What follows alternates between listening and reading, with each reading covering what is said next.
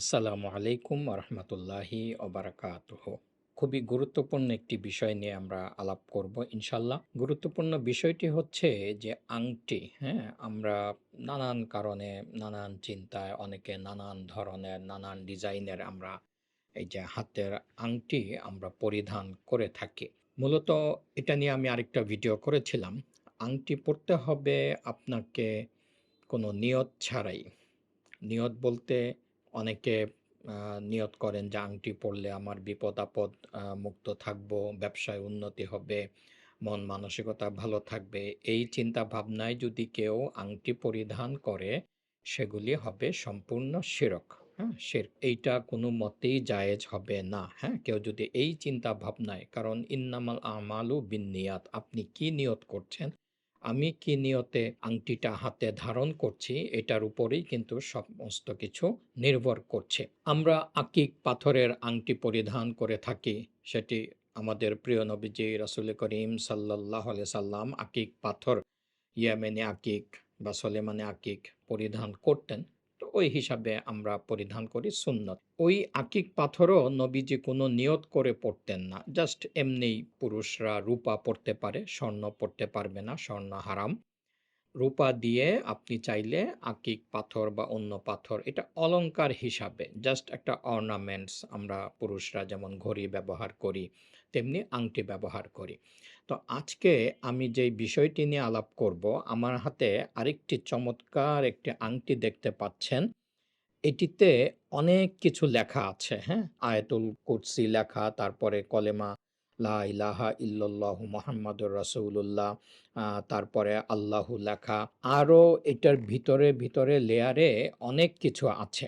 এইটা পড়তে হলে আপনাকে কিছুটা চিন্তা ভাবনা করে পড়তে হবে।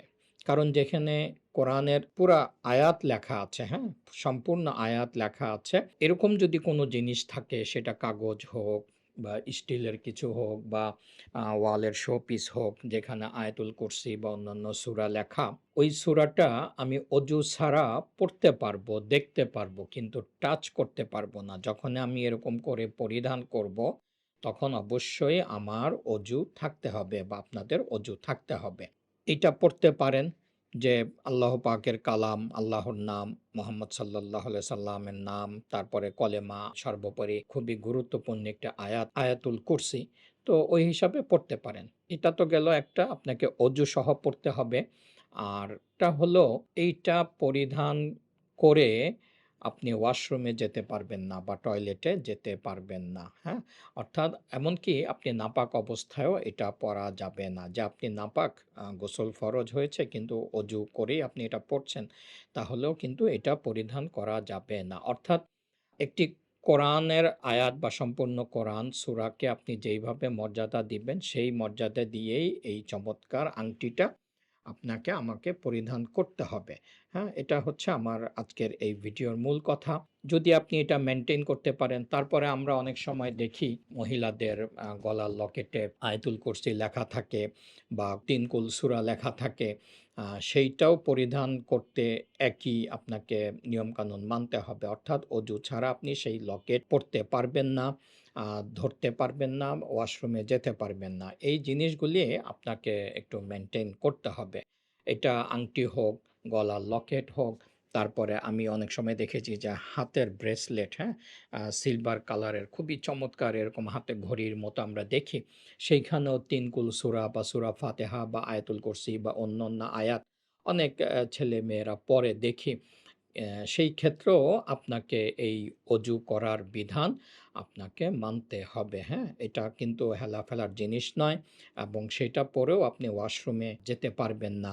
তারপরে মহিলারা যখন ন্যাচারালি অসুস্থ থাকেন, তখনও কিন্তু এই নিয়ম জিনিসগুলি আপনারা ব্যবহার করতে পারবেন না।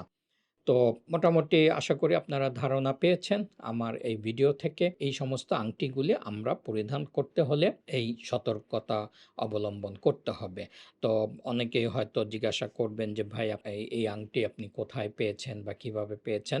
আ আমি বরাবরই বাংলাদেশের একটি পেজ আছে, রিমাস। আমি ওদের থেকেই এগুলা নিয়ে থাকি, কারণ এটা বেশ অথেন্টিক ওনারা জিনিসগুলি দিয়ে থাকেন। তো সবাই ভালো থাকবেন। দেখা হবে পরবর্তী কোনো ভিডিওতে। আসসালামু আলাইকুম ওয়া রাহমাতুল্লাহি ওয়া বারাকাতুহু।